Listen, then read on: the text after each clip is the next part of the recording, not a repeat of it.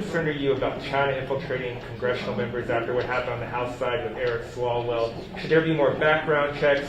Should Swalwell give up his seat on the Intelligence Committee on the House side? Well, I think if a Republican had done this, Swalwell will be the first person to call for him to be booted from the Intel Committee.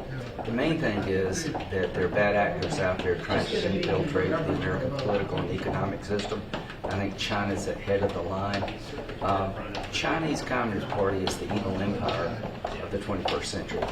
They've replaced the role that the Soviet Union played in the 20th century. And I think Donald Trump has been like Reagan to China. And I'm afraid that Biden's going to be sort of like Chamberlain to Hitler that when it comes to China.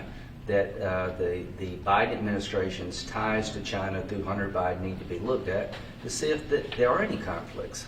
So I worry that we're going to go from having a strong position to a China that cheats, that violates human rights, that's threatening Hong Kong and Taiwan, that uses economic espionage to advance their cause, that we'll go from a Reagan position to sort of a Jimmy Carter position by Biden, and we need to call him out if he does that. Your Section 230 bill, have you spoken to the President about Yes. that? And is this a way to get him to not veto the NDAA? Well, I don't know if he's going to veto the NDA or not, but the President wants to take Section 230 off the table. And my idea is, okay, Democrats and Republicans are all up here yelling about the abuse of big tech. They're unregulated. They can't be sued. If they take your content down, there's no recourse. It's the only business in America that I know of that's not regulated in any meaningful sense and is immune from lawsuits. Section 230 gives them the immunity. So what I'm saying is let's put Section 230 on the clock. It's been around since 1996. It accomplished its purpose of getting the internet up and running. Now it's being abused. So I'm saying 2 years from now, 2 years from January 2021, Section 230 will expire. That will give Congress 2 years to find a way to reform it or replace it, or it will die.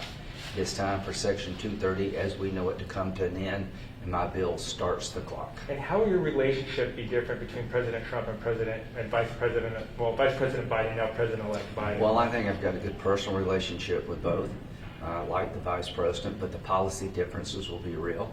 For the most part, I found President Trump's policy choices to be outstanding in national security, on judges, on the economy. President Trump's first term was in my view, for a conservative point of view, a home run. Biden's going to be under a lot of pressure from the left to undo border security.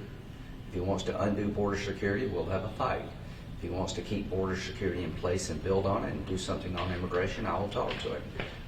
The question for me is, who will he respond to?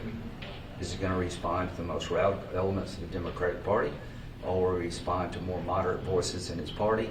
And will he be willing to meet some of us on the Republican side in the middle of the road for an infrastructure bill? Border security is an essential element to any immigration deal. My fear is that he's going to start rolling back the border security imposed by President Trump that worked. And how close are we to a stimulus deal you're hearing in an Omni bill?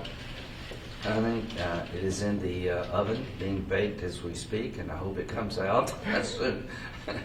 Thank you, Senator Graham. Thank you.